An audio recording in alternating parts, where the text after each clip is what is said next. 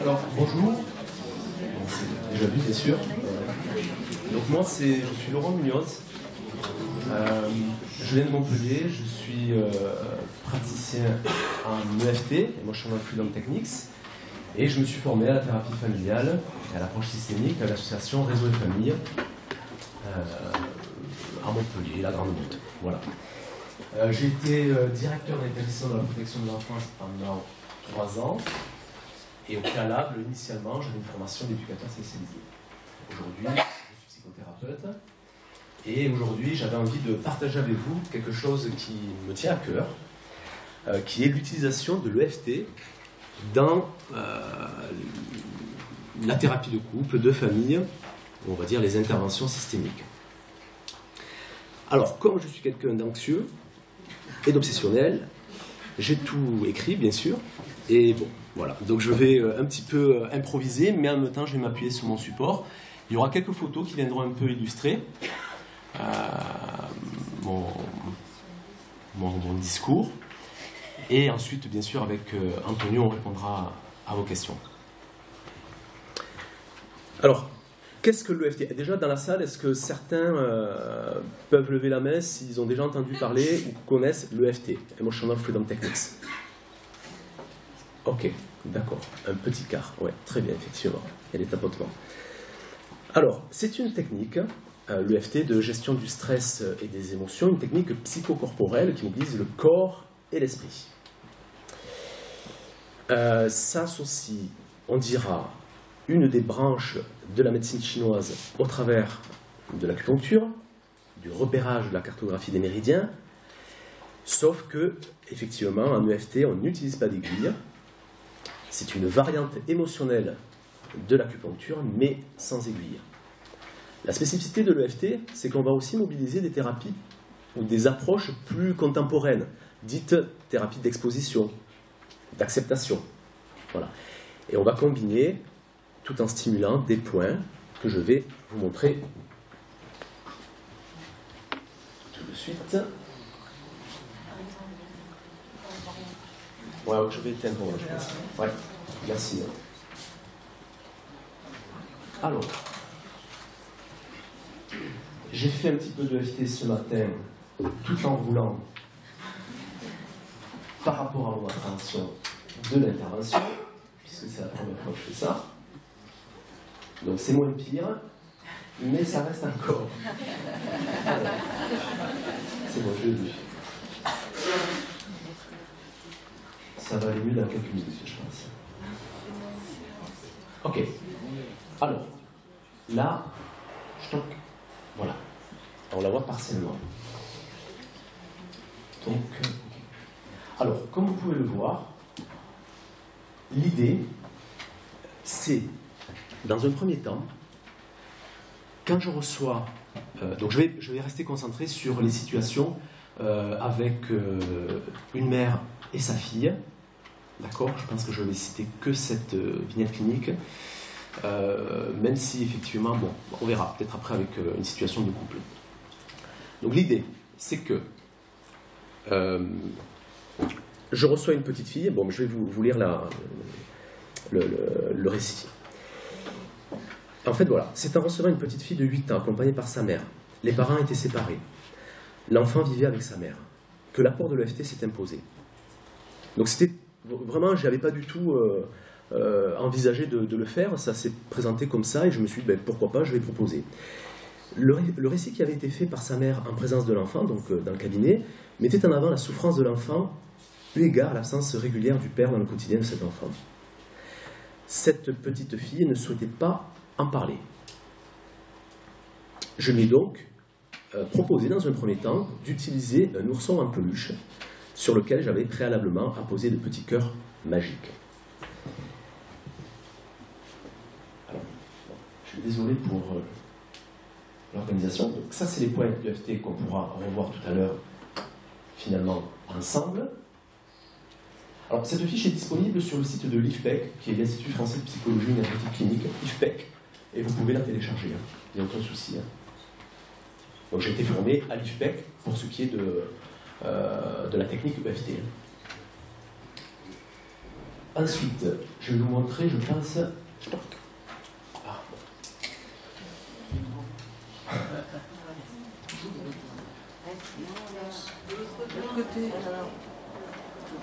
Ok, c'est bon. C'est bon.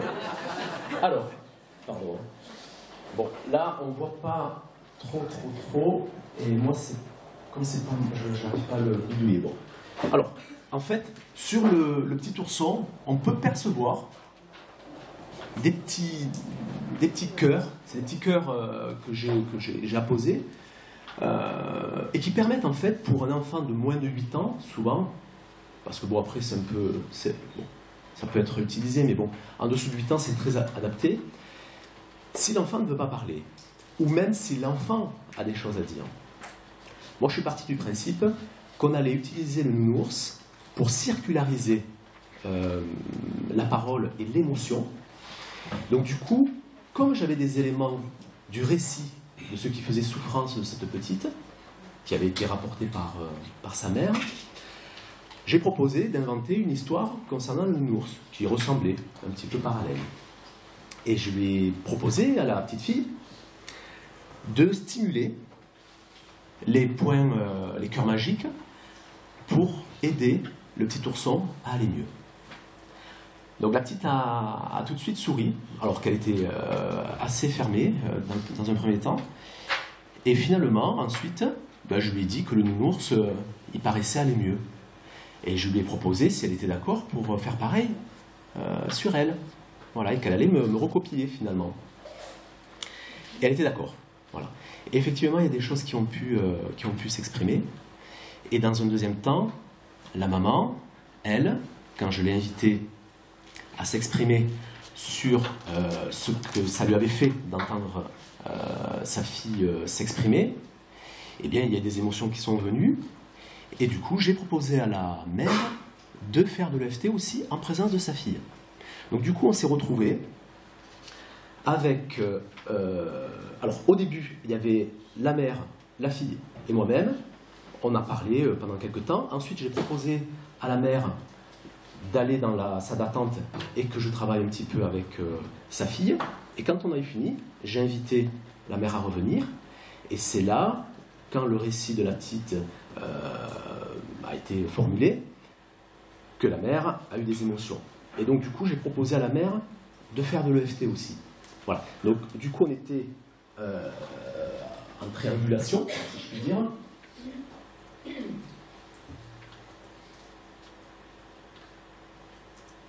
Alors, ce sont des acteurs, ce ne sont pas des patients, qui, finalement, c'est la composition de ce qui s'est passé avec l'exemple que je vous cite. Voilà, à peu près. Donc, on est face à face. Et après avoir invité le patient à exprimer ce qu'il ressent émotionnellement dans son corps, je lui demande de localiser où c'est qu'il ressent la peur, la tristesse, la colère, la rage. Donc il y a plusieurs réponses possibles, mais c'est souvent dans l'estomac, dans le ventre, dans la gorge, dans la poitrine, dans la tête. Et l'idée de la métaphore, c'est que le FT invite vraiment cela, parce qu'on demande comment la personne voit cette peur. Donc, ok, elle la voit par exemple dans sa gorge, c'est comme une boule. Ok, la boule, elle a quelle taille? Ben, ça serait la taille d'une orange. Ok. Est-ce qu'elle a une couleur? Si c'est une orange, ça va être une orange. Très souvent. Si c'est dans le ventre, ça peut être une boule avec une matière atypique, je dirais. Ok, quelle matière? Plastique. C'est du béton. Ou c'est un carré. Voilà. Ça pèserait combien? Ok, c'est très lourd, c'est 10 kg, 100 kg. Ok, est-ce que ça bouge? Non, c'est statique. Ok. Donc en fait, on amène le patient à donner le maximum de représentation mentale de ce qu'il vit, voilà, de sa peur, de son émotion. Ok, alors je vais continuer un peu peut-être sur le plan théorique. Voilà, ok. Et peut-être que...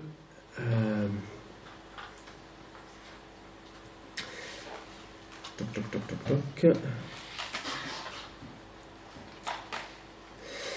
Voilà. Alors, l'espace tiers qui se crée en mobilisant l'EFT par des stimulations digitales réalisées par le patient sur son visage, le haut de son corps et ses doigts, crée une aire de jeu transitionnelle partagée entre le thérapeute et le patient, confère Winnicott. Un espace intermédiaire. Donc là, je m'appuie sur les travaux de Philippe Caillé et Evelyn Ray. L'EFT, au-delà des stimulations sur des points d'entrée et de sortie de méridien énergétique, introduit une co-création expérientielle entre le thérapeute et le patient, ou les patients, couple, famille. L'utilisation de l'EFT actualise les blessures passées, les vécus traumatiques. Petite parenthèse, c'est vrai que l'EFT a démarré aux États-Unis et s'est plus développé et inscrit dans l'accompagnement de personnes souffrant du stress post-traumatique. D'accord ? De stress aigu. Voilà. Par contre, l'utilisation que l'on peut en faire maintenant est extrêmement large. C'est-à-dire qu'on peut travailler en EFT, c'est une thérapie centrée sur les émotions, pour des petits soucis du quotidien. Donc il y a de nombreux ouvrages qui sont parus pour aider les parents avec leurs enfants, ou pour des situations beaucoup plus complexes, comme des traumas petits ou grands, trauma de type 1 ou trauma de type 2. Lorsqu'une situation évoquée en consultation familiale laisse émerger des émotions, nous ne réprimons pas celles-ci, ni attendons qu'elles disparaissent. Mais au contraire, nous en servons en proposant au patient de modéliser cette dernière, en faisant appel à son imagination, sa créativité, à la métaphore. Les gens sont souvent surpris de comment ils peuvent parler de ce qu'ils vivent sur le plan émotionnel.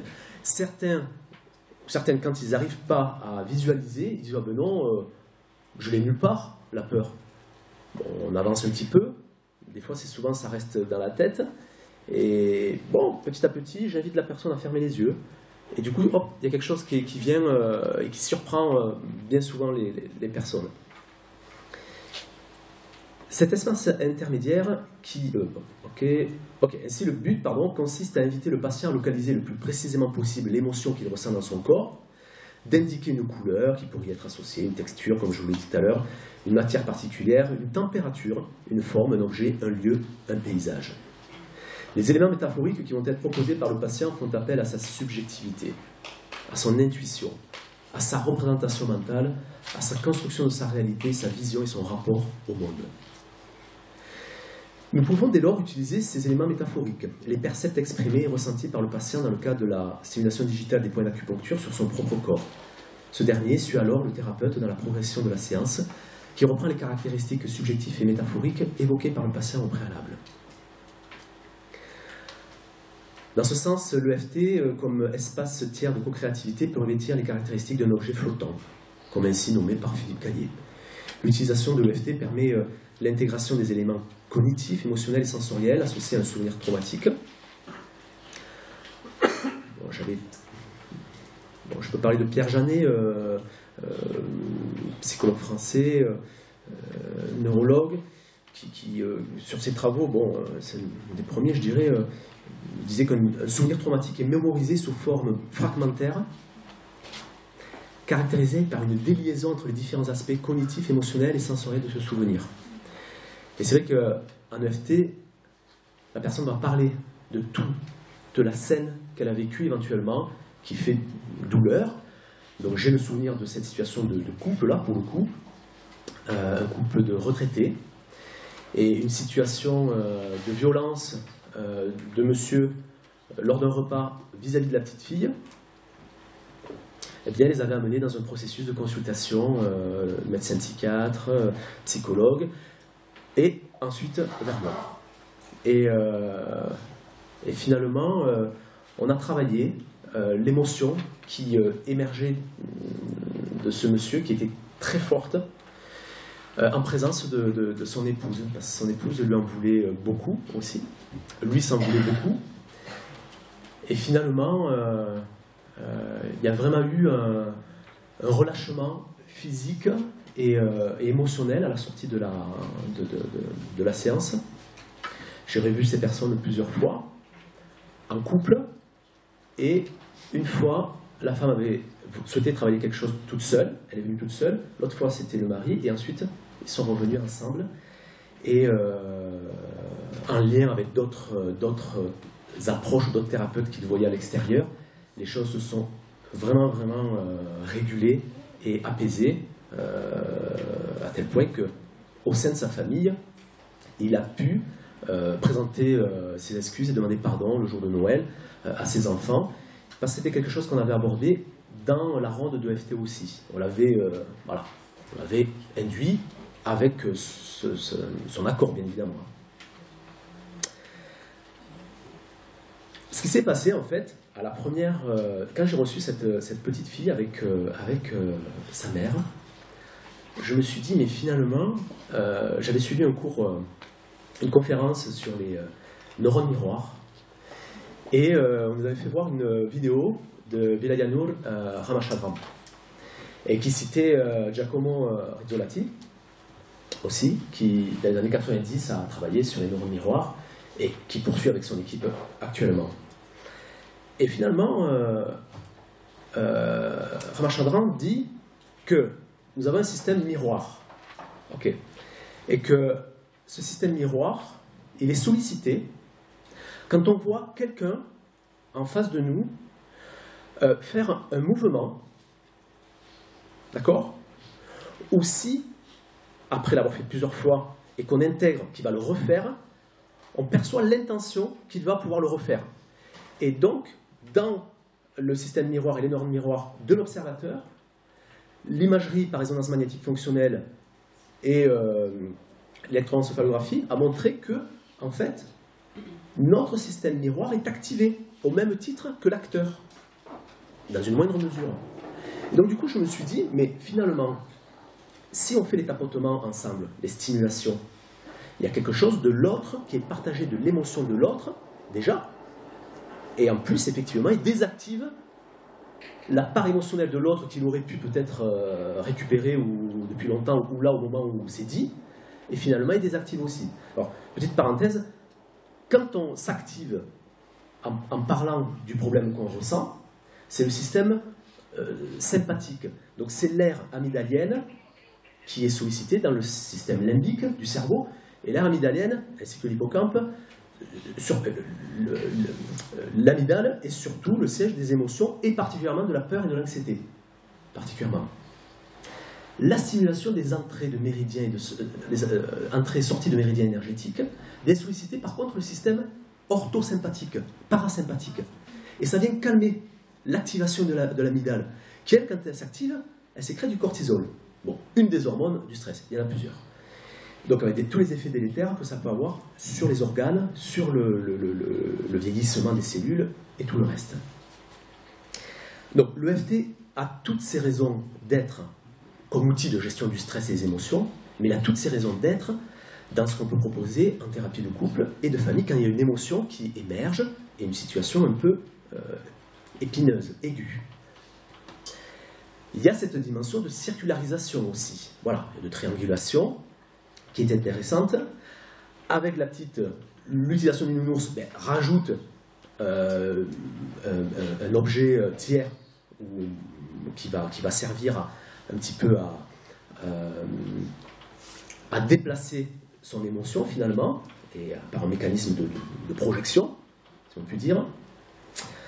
Et donc il y a quand même de nombreux intérêts. Moi, ce que je vois, ça fait qu'un an que je pratique, et je suis en lien avec une enseignante-chercheuse à l'Université des sciences à Montpellier, une neurophysiologiste, qui est intéressée par ce qui se passe autour de l'EFT, avec qui je suis en contact parce que j'ai suivi ses cours. Et du coup, bon, je ne sais pas si on va faire des applications autour de la thérapie familiale avec elle.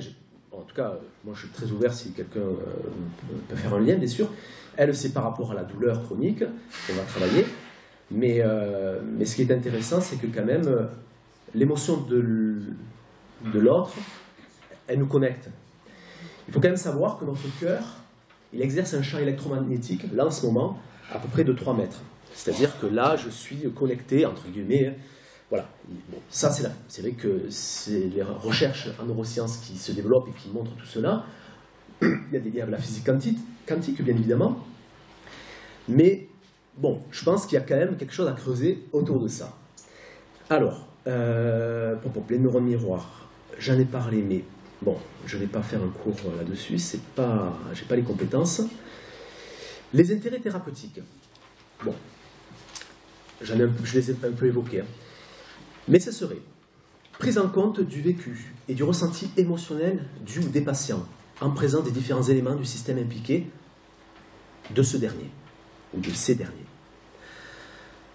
Partie prenante de l'ensemble des éléments du système, couple, famille, et sous-système bien évidemment, et du thérapeute, à la stimulation des points de l'EFT, créant une symétrie analogique, une résonance émotionnelle, je mets résonance entre guillemets, c'est pas le concept systémique de Monier Kalim, mais quoique ça peut, enfin, il y a quelque chose qui est là aussi, un partage en miroir, entre guillemets aussi, et là, bon, je vous renvoie aux études et travaux sur les neurones miroirs de Giacomo Rizzolatti et Velayano Ramachandran, de 2008 et 2012. C'est assez récent. Du vécu émotionnel, exprimé par l'un des éléments du couple, conduisant à des perspectives de changement. Et c'est ça qui est intéressant. C'est qu'en fait, il y a quelque chose qui se passe dans le cerveau de celui qui est sujet de la séance de FT. Voilà. Alors, une précision quand même, quand on est comme ça à 3, le déroulé de la séance, je vais le proposer qu'à celui qui évoque une émotion au moment où on parle. Donc, ok, je vais dire visualiser, tout ça, on fait tout le déroulé. Par contre, le partenaire, ou la fratrie, ou l'enfant, ou le père, ou la grand-mère, suivent les tapotements, mais ne parlent pas, ils ne répètent pas les phrases que je vais dire. Voilà. L'idée de l'EFT, c'est qu'on commence par une situation d'acceptation, donc on dit, même si je ressens ça en ce moment, et que c'est douloureux, et que c'est bleu, et que c'est dans ma gorge, et que ça m'empêche d'avancer, je me respecte tel que je suis. Bon, aux États-Unis, ils disent, je m'aime et je m'accepte. Ici, ça peut passer aussi. Pour les enfants, on va adapter le vocabulaire, bien évidemment. Je suis un merveilleux petit garçon, je suis une merveilleuse petite fille. Voilà. Voilà. L'idée de tout à l'heure du nounours, de l'exemple du nounours, c'est parce que la petite fille, elle ne voulait pas parler. Bon, si elle avait voulu parler, peut-être que oui, j'aurais commencé avec le nounours, et peut-être après directement avec elle. Mais là, j'ai trouvé que c'était très approprié d'utiliser le nounours, parce qu'on peut faire de l'EFT sans parler, sans dire. Qu'est-ce qui nous active émotionnellement? Surtout avec les adolescents, c'est très intéressant. Et avec les adolescents, on peut même faire quelque chose d'intéressant. Bon, souvent, il y a un rapport au corps qui peut être un peu dérangeant. Et là, les acteurs, j'ai sélectionné que les photos, ils rigolent pas. Hein. Voilà. Parce que sinon, ils sont morts de rire. Mais c'est vrai qu'avec les adolescents, c'est intéressant parce qu'on peut leur proposer de faire un dos à dos. D'accord? Je leur montre au préalable les points qu'ils vont devoir stimuler. Et moi, de toute façon, pendant la séance, je leur dis. Voilà. Ok, je vous montre quand même, d'accord? Ok, au niveau du timing, c'est bon. Je vous montre un petit peu. Vous pouvez le faire sur vous aussi. Comme ça donne un exemple. Et ça va un petit peu me calmer aussi. Je vais boire un petit coup.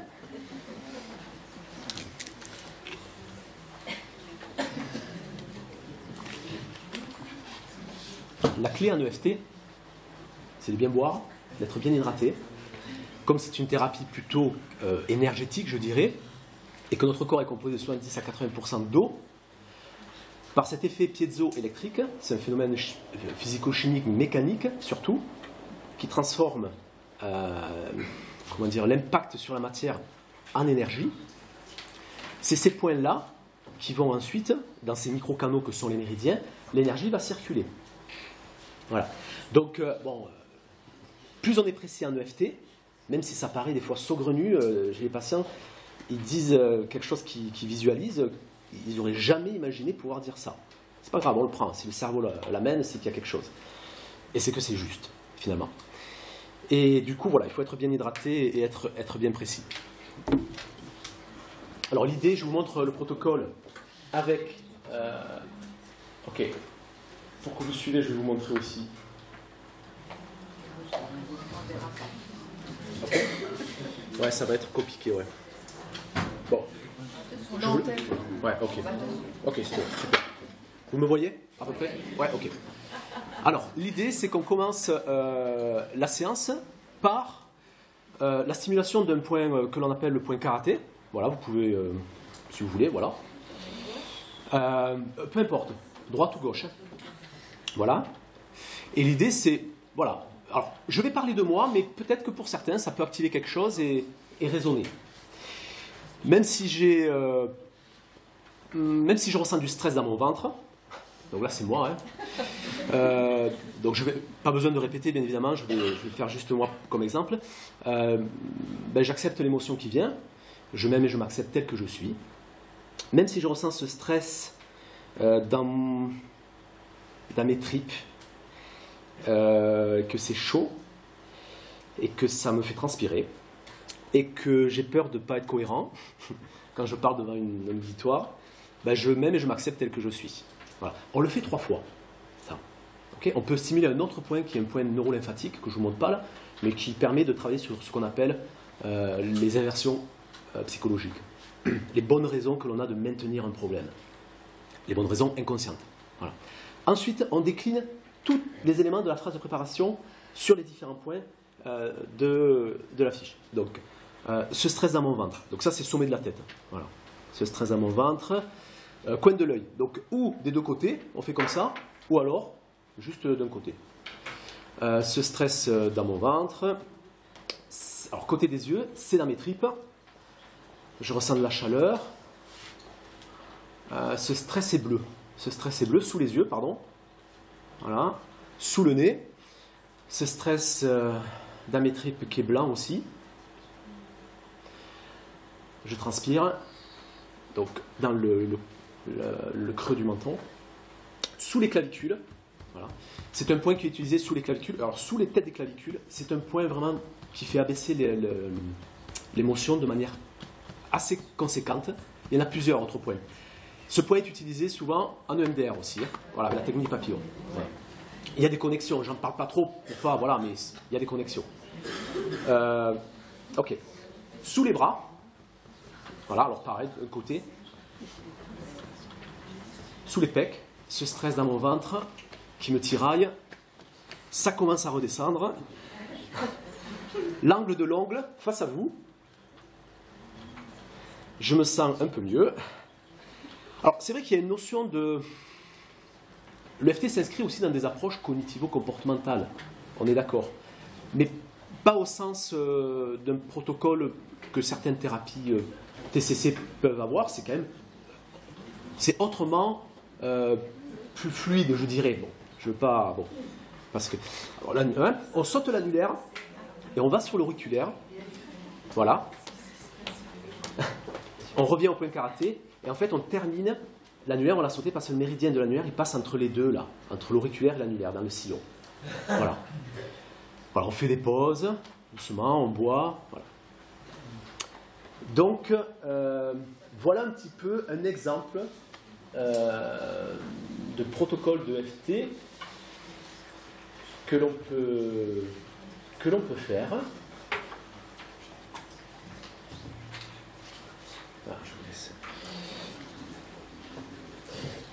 Et pour finir, du coup, voilà, le dernier point que j'avais prévu, c'est voilà, c'est un abaissement, donc c'est les intérêts thérapeutiques, hein, l'abaissement et la diminution de la charge émotionnelle, connotée plutôt négativement, on ne travaille pas sur le positif. Attendez, hein, je viens à vous. Mais ressentis corporellement, réduction de la sécrétion de cortisol, en lien avec un état de stress par le patient au moment du récit, dans un mouvement systémique ayant pour effet la modification de schèmes cognitivo-comportementaux sur l'ensemble des éléments du système en séance, création de nouveaux paradigmes intrafamiliaux en introduisant des recadrages. Donc, moi j'y vois un intérêt au travers de tout ce que je vous ai dit là. Bon, ça reste encore empirique, il faut creuser. Je pense qu'il y a tout ce qu'il faut sur le plan théorique pour mettre en mouvement et articuler tout cela pour mettre en forme et rédiger quelque chose de scientifique, je dirais. Et puis voilà, c'est un outil qui peut s'intégrer avec l'outil de notre coco d'Antonio, où on travaille en EMDR, en hypnose bien sûr, ou d'autres approches, avec des objets flottants par exemple. Voilà. Donc c'est un outil peut-être en plus qui j'espère sera petit à petit voilà, utilisé par tout un chacun dans sa pratique. Voilà, l'EFT est utilisé en clinique, dans une clinique privée à Lyon, une clinique psychiatrique. J'ai fait ma dernière formation en EFT avec un médecin psychiatre, pas de la clinique privée, mais de la clinique publique de Lyon, et qui l'utilise avec ses patients. Voilà. Donc il y a quelques médecins psychiatres, quelques médecins généralistes, quelques orthophonistes, puisqu'on travaille autour des troubles du langage aussi, et puis après beaucoup de professions, des dentistes qui se forment à l'EFT, et voilà, j'ai trouvé un intérêt certain, et j'espère que voilà, ça vous aura peut-être donné l'envie de... Voilà, en tout cas, merci pour votre attention.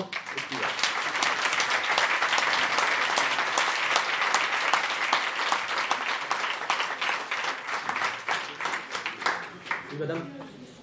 La réaction, qu'est-ce que vous faites faire à la personne, la troisième personne qui vous regarde? Est-ce que vous pouvez nous expliquer que c'est... La troisième personne, en fait, elle suit les stimulations. Elle le fait aussi. Comme vous avez fait ici. En regardant. Ouais, en regardant, effectivement, la personne, ou moi-même, hein, voilà. Mais elle ne parle pas. Voilà, elle ne parle pas. Par contre, s'il y a quelque chose qui émerge après, au cours de la séance, si ça lui a fait émerger ou activer une émotion particulière de son côté, et qu'elle le dit, et j'y propose, est-ce que vous souhaitez qu'on le travaille? Bon, on évalue l'intensité, hein, voilà, de 0 à 10, il y a une évaluation d'intensité émotionnelle, voilà, de manière à pouvoir un petit peu savoir dans quelle mesure c'est important pour elle, subjectivement, ou pas. C'est une échelle subjective en plus. Voilà. Donc je pense que voilà, avec, on a des questions, merci. Si vous voulez...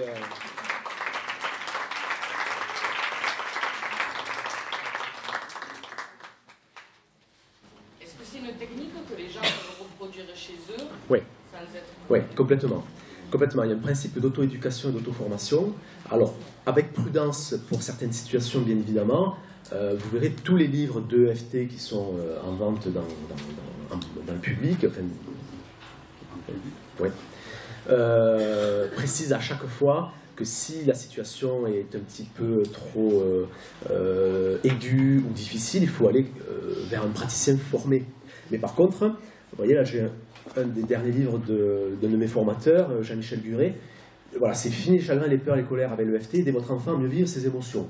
Bon, donc là, c'est à destination des parents et des enfants et des adolescents. Donc on peut s'approprier la technique sans aucun souci. J'ai fait de l'EFT sur ma petite nièce qui avait des crises de colique très fortes. Alors, bon, on ne tapote pas, hein. Elle avait 6 mois, parce que c'est très dérangeant, et puis voilà. Mais par contre, on peut poser les doigts, ou on masse, ou on pose les doigts, délicatement. Bon. Il faut s'être assuré que l'enfant est bien hydraté, bon, ça va de soi, quoi. Mais, en 5 minutes, mais c'était impressionnant, hein, en 5 minutes, elle s'est calmée. Bon, voilà, c'est un exemple, hein, mais pour vous dire, je ne dis pas que c'est l'EFT qui a réussi. Je pense qu'elle a dû voir ce que je faisais, elle a dû se dire, il est complètement fou, lui, et ça s'est calmé. Mais voilà, en gros, bon, on peut s'approprier l'outil. Moi, j'encourage les patients à... Ils ont cette fiche, je leur donne cette fiche, et ils peuvent le faire. Voilà. Oui. Est-ce que vous pensez que ça peut être risqué comme outil à utiliser avec des patients obsessionnels? Parce que j'étais en train de m'imaginer ce côté un peu... Non. Moi, je dirais que non, parce que justement, par contre, à condition de travailler sur ce caractère un petit peu obsessionnel. S'il vient pour ça, ben là, on fait de l'EFT avec ce qui le dérange, ce qui le préoccupe comme symptôme. Oui, non. Non, après, bon, j'ai pas de retour et d'expérience autour de ça. Moi, je dirais que non, quoi. Hein. Au contraire, il faut y aller, quoi. Il faut y aller. Pour rejoindre Antonio, en EFT, on ne fait pas d'interprétation non plus. Voilà. Si la personne souhaite en faire une et amener quelque chose qui lui fait penser à une interprétation potentielle, possible, ok, pas de problème. Mais voilà, ce qui vient, ça vient. Je ne fais pas d'interprétation. Je peux parler plus fort Ouais. si vous voulez, c'est pas un souci. Allez-y. J'avais une question pour M. Nino. Est-ce que vous savez si le FT a été testé sur des personnes âgées avec des troubles du comportement, type déambulation? Non, je ne sais pas. Il y a une centaine d'études actuellement dans le monde, dont j'ai oublié mes notes là. Mais donc c'est sur ce point-là spécifique. C'est parce que j'ai eu l'information là, qui s'est précisée cette semaine, dont un tiers d'études randomisées. Bon, donc les études qui ont été faites, c'est sur l'EFT avec le stress, l'anxiété, et particulièrement les états de stress post-traumatique, voilà, avec les vétérans de la guerre du Golfe et d'Afghanistan. Par contre, moi je travaille en EFT avec des personnes âgées, en couple ou seules, mais elles ne sont pas... vous vouliez préciser en institution peut-être? Ouais, ok. Non, mais franchement, il n'y a aucun souci quoi, pour moi. Alors, c'est sûr que c'est encore... il y a encore de l'expérimentation. Il y a des travaux qui sont sortis qui montrent, hein, par l'électroencéphalographie, par l'imagerie par résonance magnétique fonctionnelle. Et là, dernièrement, à Lyon, une dame qui a été soumise aux attentats de Paris, qui, avec un enseignant-chercheur et mon formateur, ont fait à l'université une étude avec magnétoencéphalographie pour faire un avant-séance où elle a évoqué, donc on voit les zones du cerveau qui sont activées, un protocole de FT entre et un après. Et les zones sont partiellement désactivées, les mêmes qui étaient activées de manière plus importante au préalable. Donc, avec les personnes âgées qui ont des troubles du comportement, c'était ça. Hein. Mais on peut travailler bien sûr parce qu'au moins, le fait de stimuler les points, même si ça fait... si on peut pas, la personne âgée ne peut pas verbaliser. On peut le proposer comme un jeu, on peut lui dire que c'est un outil de relaxation, de gestion du stress, des émotions. Et c'est vrai que ça réduit considérablement la sécrétion de cortisol, et donc ça ne peut avoir que des bienfaits dans le comportement.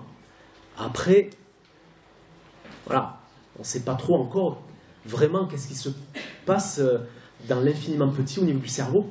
Voilà, on est encore un peu, bon, en recherche, je dirais. Oui, madame, oui. Voilà, Laurent, oui. La question c'est pour toi. Oui. J'étais en train d'imaginer la possibilité d'application sur des personnes handicapées. Est-ce que tu as déjà fait cette expérience-là? Non, non, je ne l'ai pas fait. Par contre, ce que je peux dire, c'est que si on est formé, si on se sent d'accueillir une personne étiquetée, psychotique, par exemple, bon, il n'y a pas de contre-indication à faire de l'EFT. Voilà. Mais il faut être en capacité d'accompagner un patient psychotique. C'est-à-dire que tous les praticiens en EFT ne peuvent pas. Et je n'encourage pas tout le monde. Mais s'il y a une situation, alors bien sûr, un patient qui est sous traitement, qui a une forme de stabilisation, puisqu'en clinique à Lyon, ça fonctionne, et je connais une personne qui a été patient de cette clinique, et l'EFT est utilisé avec des patients psychotiques. La question allait un petit peu aussi de façon un peu circulaire, d'abord pour les patients bien sûr, mais aussi pour le personnel. Bien sûr, ouais. Ah d'accord, ouais. Ah oui, moi je pense que c'est totalement adapté de pouvoir intégrer cet outil qui est très rapidement facile d'intégration et ensuite de duplication finalement. Et, oui, je pense que tout est ouvert, hein, voilà. Tout en restant, voilà, il faut rester prudent, il faut savoir qu'est-ce qu'on accepte de travailler avec qui et pourquoi. Enfin, voilà, faut pas faire n'importe quoi non plus. Voilà. Oui, madame. Non, moi je voudrais juste réagir par rapport justement à ce type de question. Je veux dire, on ne peut pas couper non plus. Enfin, on ne peut pas imaginer que la technique est merveilleuse et magique, et on ne peut pas couper l'utilisation de cette technique de la qualité relationnelle. C'est-à-dire que c'est pas la technique qui fait, c'est aussi, enfin c'est peut-être, mais peut-être pas tant que ça, j'en sais rien. Celle-ci technique ou une autre, hein, je ne sais pas par rapport à l'autre. Couper de la relation au thérapeute et du champ thérapeutique, ça n'a pas. Voilà, Oui. c'est quand même la relation à l'autre qui permet de dire je m'intéresse à toi et disons quelque chose ensemble, et on peut peut-être aussi prendre une autre posture ensemble pour se dégager de ce qui te fait mal. Voilà, complètement. Ça amène à ça. Tout à fait, c'est très juste ce que vous dites, et effectivement, cette alliance thérapeutique, si elle n'a pas lieu, faire de l'EFT, ben, voilà quoi, oui, pourquoi pas, mais moi ça n'a pas de sens dans mon cabinet. Tout à fait, effectivement. Je pense à la personne qui oui. par rapport aux personnes démentes, à la personne âgée qui présente une démence. Que la technique marche ou pas, moi je dirais peu importe. Si ça me donne, moi, la possibilité en tant que travailleur, thérapeute, si ça me donne la possibilité de m'ouvrir à l'autre et de lui proposer un espace de rencontre, alors allons-y. Bien sûr, tout à fait, d'autant plus. Et j'ai envie de rajouter, on utilise souvent l'humour quand on fait de l'EFT. Donc c'est vrai que bon, le lien relationnel, il faut quand même qu'il soit présent. Et l'alliance thérapeutique, oui, effectivement. Et bon, l'humour surtout, bon, ben, avec la petite fille dont je vous ai cité l'exemple. Et puis avec tout un chacun finalement. Donc c'est important, on applique. C'est pour ça que, bon, on appelle ça de l'EFT, enfin des protocoles, mais bon, pour moi, c'est. Enfin, voilà, quand on maîtrise après l'outil, ben, on circule avec la personne et, voilà, et avec les personnes et on se balade, on va dire.